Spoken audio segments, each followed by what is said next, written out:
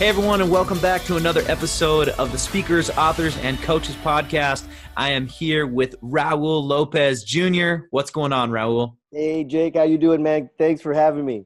I'm doing so good, and I'm glad to be talking with you.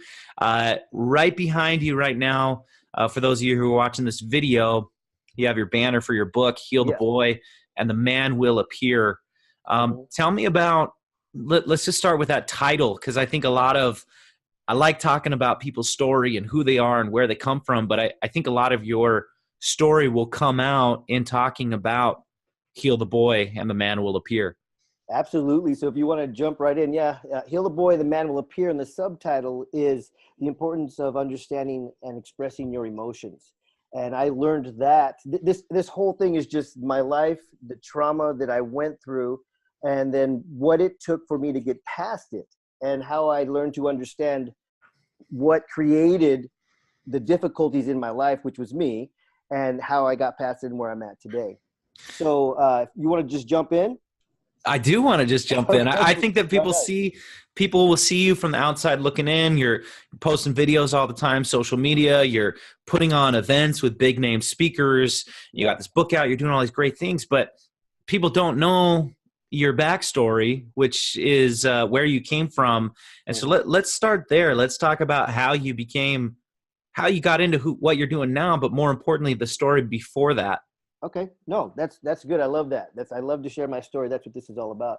So going back, as we've discussed in the past, and I do a lot of keynote speaking, when I was 24 years old, I got out of San Quentin prison. And I'd spent the majority of 10 years prior to that incarcerated. So from 14 basically till 24, I spent the majority of those years incarcerated, in and out. If I wasn't incarcerated, I was on the streets doing silly things. That's why I kept getting incarcerated. What led to that is childhood trauma.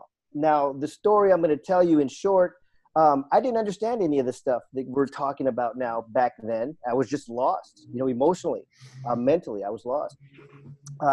But a lot of trauma, and trauma for me happened at a very young age. Up to 7 years old, I was with my mother, my father, and my siblings. My mother came into the marriage with 2 kids. My father came into the marriage with 1, and then they had me. So we were a family, and we were a happy family. We traveled around Northern California mostly. Back then, in the 70s, it was orchards, apricots, cherries, walnuts. It was just orchards. It wasn't the Silicon Valley that it is today. It's a great place to live. We were a lot of had a lot of love and just joy. What I didn't know is that my father was drug addicted and living a pretty crazy life. I didn't see it as a child. I just knew that I loved my dad. We were so close. I say he was the sun and I was the earth. I needed him to survive. I loved him. One day, 7 years old, my mother comes home and she says, "Son, get in the car. We're going to go for a ride." And to get in the car and go for a ride with my mother was not uncommon. Our entire family lived within a 5-mile radius of us. So we were going to grandma's house, aunt's house. I mean, we were always going for a ride. This time was a little bit different. The next thing I knew, 7 years old, the last thing I remember of my father is waving at him from the back of the car window. "Bye, Dad. See you later." And the next thing I know, I was walking onto an airplane. And I looked, and big airplane. It was kind of exciting. Got on, 7 years old, having fun. Flew to Alaska from San Jose, California. Got out, snow. I've never really been around the snow. Fun. A couple days go by. I think actually one day goes by, and I go, "Hey, where's my dad?" And my mom, what she said changed my entire life. That second, she said, "Don't worry about your dad. You're not going to see him anymore." Now, has anything ever happened to you, or you've seen something done and you go, "I didn't even know that could happen." I didn't even know somebody could do that to another person. It's just kind of dumbfounded. There was nothing here that said or could imagine that I would never see my father again. Yeah. So it hit me with this, what do you mean I'm never going to see my father again? And as a 7-year-old, that's such a huge concept to understand. I didn't understand. Yeah. And that was part of the challenge. What I do know is I went into, like I said, at the time, I didn't understand these things, but I went into, a heartbreak. I went into a lot of pain, a lot of emotional challenges, anger, depression, anxiety, all these just mix of emotions that were happening, sadness and pain that I didn't understand or didn't know how to express, besides cry, right? And that's what I kind of did for the next couple of months, is just cry uncontrollably daily, because I was, like I said, I was used to being with my father all the time. And then now it was, you're not going to see him anymore. And I couldn't understand it. So 7 years old, at school every day crying, not doing any work, not playing with toys. My entire life changed. I had no interest in toys and playing and things like that. I was emotionally lost. You know, I just remember like being like kind of like a zombie. And, you know, what happens at school when a kid is crying all the time is he becomes the one that people want to pick on. Look at him cry, this and that. And I started to harden. I went from heartache and pain to hardening. And I remember walking on campus every day and kids would laugh at me and point at me. And one day I look up and I see these kids laughing, and internally, intrinsically, I get this thought, and it goes, you're never going to cry again, and no one's ever going to laugh at you again. And from that day, for the next 17 years, if you looked at me for more than a couple of seconds, I assumed you were about to laugh at me or you were thinking something bad of me, and I'd fight with rage, like just rage. And that took me through a really wild journey for the next 17 years, you know, because what was it all about? It was confusion. You know, there was a lot of confusion. There was abandonment. There was an association that happened to me, that all this love that I had for my father, all of a sudden that love equaled pain. And if your association love is to pain, you're not going to have very good relationships in anything or anybody, right? Friends, family, anybody. So we ended up coming back to San Jose, and I kind of had that, you know, no one's ever going to laugh at me again type thing, hardening of the heart. And I did get to see my father, but it was then that I realized that he was drug addicted, and that it wasn't so much my mother taking me from my father for just because she wanted to take me from him, but that she was protecting me from him because of the life that he wanted to live. And then he wouldn't show up in the whole thing. And that's where a lot of these abandonment issues comes in, and a lot of just the confusion, being lost, numb to the world. And what I realized is that I created an alter ego, that person, that ego that said, no one's ever going to laugh at you again. You're never going to cry again. That was somebody that I created to protect the little boy who was broken. I mean, he was broken, he was crying, he was hurt, and somebody had to protect him. So it was this alter ego that I created. So by 9 years old, I was doing drugs. At 13 years old, I conceived my first child. He's a grown man today. I got a couple grandkids. He's a great guy. And at 14, I got incarcerated, and I would spend the majority of the next years, 10 years, incarcerated. Now, in that time period, I always had three questions for myself. You know, most of the thinking and the pain happens when you're by yourself. You know, at the end of the day, and you're doing all these things, and you're out and friends and whatever you're doing. At the end of the day, you're laying there and you start to think, right? Uncontrollable thoughts that come. And I would always ask myself, why do I do these stupid things that I do? Why do I act the way that I act? And why do I feel the way that I feel? Yeah. And I remember having those questions, because right before I would do anything stupid, which I did a lot of dumb things back in the day, I would get this internal thing that would say, don't do that. You know, these guys are probably not the guys you want to go with right now, because you know something's going to happen.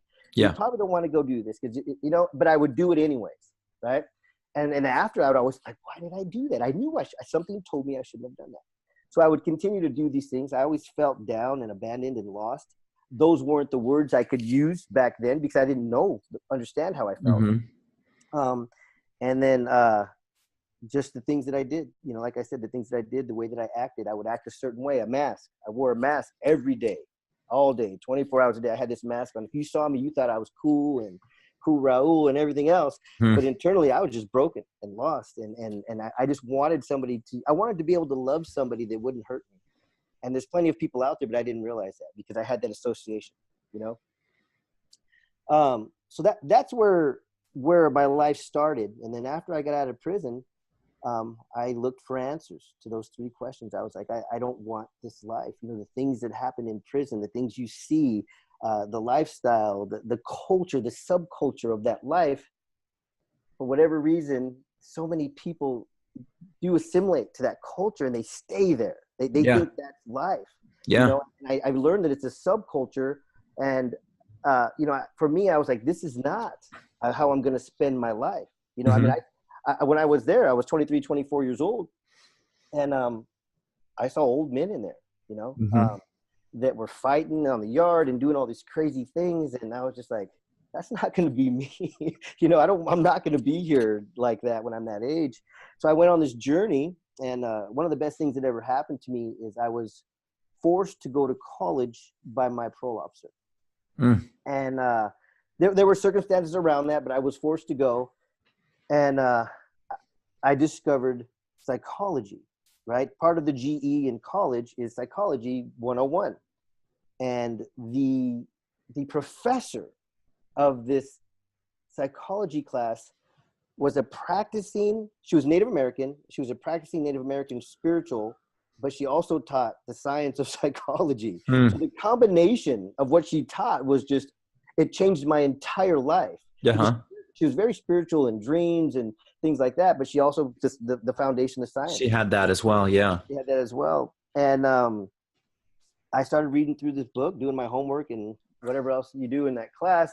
But in Psychology 101, there's some answers to a few questions that I had. And it said in not so many words, if you feel like this, it may be because this happened to you in your life. If you act like this, it might be because this happened to you in your life. If you do things like this, you probably grew up in an environment like this. And I looked at this book and I said, there's answers to these 3 questions that I've had that I had no idea that there were answers. And so I dived in, man. I mean, I got off of my general ed college path and I studied psychology, communications, neuroscience, anything that had to do with the science of the mind and the body. Yeah. And I just went on the journey of that. And I figured out so many things about me. And I was able to function in life without being worried about what people thought. I was able to practice changing the culture because after such a long time of being in that subculture of incarceration, that's who you become. Doesn't mean that's who you have to be, but that's who you become. It's true when they talk about you are who you hang out with. And if that's who you're with all the time, you're going to become that. You become that and you think that that's how you're supposed to be. You think that's all that life is about. Yeah. And so I was able to figure out that that's not what life is about. And I actually had to practice assimilating back to normal society, whatever normal, if there's such a thing as normal society, but just outside of that subculture. And I remember even having to practice saying hi to people. Like, cause that's not who I was. I was this guy that had this look on my face. People used to tell me, dude, you look like a killer. Like what's wrong with you? What did that guy do to you? Why are you looking at him like that? Just, I was a different person. And I had to practice like, hi, how are you? You know, and I would hear other people, the way they communicated. One time a guy said, I said, hey, dude, you got a nice car, man. And he goes, thank you. I appreciate that. And I liked the way it felt that he said that to me. I appreciate that. Wow, that was like awesome. I've never had anybody say, thank you. I appreciate that. And so I started saying that to people. Like when they'd say something, I go, thank you. I appreciate that. I appreciate that. I would just practice these things that I would see people do that I liked the way it made me feel. So I would try to do it for others. But it helped me assimilate and change the mindset that I was in. So with that, I understood a whole lot of what was going on scientifically, the biological part of me. But I had never really healed from the childhood trauma. So as life went on with what I had learned in the college and the books, things, I had some success. I mean, I think I finished college when I was 29 and I didn't get a degree, but I finished all the things that I was studying. Excuse me. And I went on. I'd been working hard the whole time. I've always been a hard worker working in warehouses. And I got recruited by a Fortune 500 company, became the a production manager for this big company, was doing very well financially. Then I started investing in real estate. And next thing I know, by the time I'm 31, 32 years old, I have 7 figures sitting in the bank. I went from this crazy life of just lost, right, to going to school for a few years, understanding me intrinsically pretty much, and then being able to just kind of function in life and had some goals. And I went after those goals without fear, just boom. You know, if I can spend 10 years locked up, watch what I can do while I'm free and got the right mind. Yeah. I started chasing business and investments and stuff. Next thing I know, I had 7 figures. Now, what caught up to me is that I had never healed. That's a different thing than understanding the science, right? Some of the things, one of the workshops that I have, it's called With God as the Foundation. Understanding the science of the mind and body will change your life. And I use that, or that's my workshop, because I discovered that for myself. I understood the mind and body, right? But I still wasn't whole. And I still had this block, this emptiness that I didn't know what it was, but I would just kind of ignore it because I was successful in business per se, right? So what happened is the economy crashed, everybody knows, in 2008. And I don't believe at all now that I had to fall the way I did financially, but I allowed it to go, oh, it was an excuse, right? Oh, the economy's falling, everything must be over, my business is dead, I have nothing. And when the money was pouring in like this, and I was spending it like this, and then the money started pouring in like this, but I kept spending it like this. Yeah. So trying to maintain my lifestyle. And so all of a sudden I had nothing. And I had to get back to work, and I went back into this weird funk and depression and things. And I really started seeking God. You know, I started trying to understand. I remember that the pastor that I had used to tell me, quiet your mind, soak in prayer, meditate, and you'll hear from God. He'll speak to you. And so I practiced for like a year meditating, right? Learning to quiet my mind, because it's a very difficult thing. One of the biggest challenges I see with a lot of my clients is they don't know how to quiet their mind. Yeah. I've worked with 9-year-olds. I've worked with 70-year-olds. The same challenge. My mind never stops. All I think is negative things. I don't know how to stop my mind. So it's a powerful range of people in life that don't understand we can control our thoughts. And I was working with my son on that just last night. Honestly, he said, Dad, come in my room. I watched something scary before I went to sleep, and I'm too scared. No, I can't stop. So I had him practice choosing his thoughts. Think about Disneyland. Think about the last vacation we went on. Choose what you want to think. I walked in there 5 minutes later, he was crashed out. Of course. Right? So it's awesome. So going back, I was practicing all these things, but then I was told by my pastor to quiet my mind. And what I was really seeking was trying to get past whatever this block was. And I didn't realize at the time that it was a healing, heal the boy, that it was a healing, but I just knew I had this block. And what happened is, through praying and meditation, I had a vision. And one of the things I used to always see in my block was a wall. And I had my own psychiatrist that I would go see, for healing and everything else. And the psychiatrist used to use metaphors, or they still do. I use metaphors too often. And the psychiatrist said, well, what's on the other side of the wall? And I said, I see this beautiful field. I could visualize. I see this field. I see trees. I see beautiful colors in the sky. She said, but what's there? And I said, I don't know why, but I feel freedom. Freedom's there. And she goes, oh, freedom, huh? And I go, yeah. I said, I don't know what it is. I just feel freedom. So she asked me, can you put a ladder on this wall and climb over it? And I said, I can picture a ladder, but I can't climb over it. And she says, can you picture a door in the wall and open it?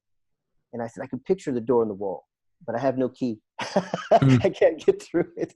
And she says, okay, and I went through and I worked with her for a while, but I was never able to get rid of the wall. But through the prayer and meditation, this vision I had is now I'm standing in this field. Beautiful field for miles, trees way out in the distance, beautiful sky, and the wall is gone. And I'm standing there and I'm looking around, and I can't move. And I go, well, I'm here, but I can't move. Going back just real quick, my father passed away many years before this dream. My father passed away at a very young age of 47 due to the lifestyle he was living. Yeah. So way before this vision, my father had passed away. So I'm standing there in this field. I can't move. And I look to the side and I see a little boy there. And he's just standing there with no emotion. And it's me when I was 7 years old, when all this happened, when all this started. And I looked at him, and my first reaction was, I was frustrated. I was kind of angry. And I said, I felt like he was the one holding me, my wall. And I said, why are you holding me here? I don't understand. All these years you've been holding me here. And this little boy looks up at me, never any emotion in his face, just really calm. And he says, I'm not holding you here. You're holding me here. And it was really powerful. This wave of energy. I mean, I can't explain. You can't explain when you have this type of interaction. Just this wave. It's like you can see it. You can feel it. Of energy came. And as it hit me, I got understanding of all the challenges that I'd lived in my life. And the recollection, what I got was, because I had put this little boy aside and created this alter ego, everything that happened to me, I had created, because it wasn't me. It wasn't this little boy, the love, the light. It was this alter ego that I created that was going to defend. Yeah. And when you're in defensive mode, nothing works. Yeah. Nothing works. Life, business, relationships, nothing works. And so I just got that. And then I looked at him and I felt terrible. And I kneeled down and I started to hug this little boy myself. And these words just came. And I apologize. I'm so sorry. I love you. You are love. You are light. You are joy. You are happiness. And I just started pouring all this love into him. And then I started to call him son. And I realized, like, as I'm calling him son, in the back of my mind, I'm going, this is not my son. This is me. And what happened, there was a shift all of a sudden. And the next thing is I felt my father hugging me from behind. Like, I was hugging me at 7, and I felt my father's arms around me. And he was talking to me, and he was saying, you are the light. You are love. And he was apologizing to me. I'm sorry, son. You are the light. You are love. You are joy. And everything I was speaking into this little 7-year-old boy, my father was speaking into me. And it was just pure love, nothing else. There was no concern, no worry. There was nothing. It was just love. And then all of a sudden, we were all three kind of standing there next to each other. And this same message came from above in this wave of energy. And it said, you are the light. You are the love. You are the light of the world. You are joy. You are happiness. You are my sons. And it was just life-changing. It was life-changing. And the next thing I know, my father disappeared. And I had this little 7-year-old boy right in my hand. And I didn't know why or what, but he was in my hand, and I just went like this, and I put him into my heart. And when I put him into my heart, I just had this healing. I had this amazing healing. Heal the boy, and the man will appear. And I stood there, and then the little boy appeared in front of me, and he was the one that was looking for the freedom. He wanted to be set free from that I put him aside so many years ago. And he started to walk into the field, and I said, oh, and then he stopped, and he kind of turned around, he hesitated, and he looked at me, and I said, you're free. Why are you hesitating? I asked him. And then I remembered, that's me. He's not hesitating. I'm hesitating. I've held him. I'm hesitating. There's fear. And then I just got this sense again. And I just said, no, you're free to go. And the little boy walked into the field and he disappeared. And I just got this meaning for me, this meaning in life, that life didn't happen to me, that it happened for me. And now all this that I've lived, loving child, joy, pain, prison, financial wealth, and then back to being broke again, basically, right? Creating business, and then understanding the science and the mind. But what healing came from was understanding who I was on this earth through Christ.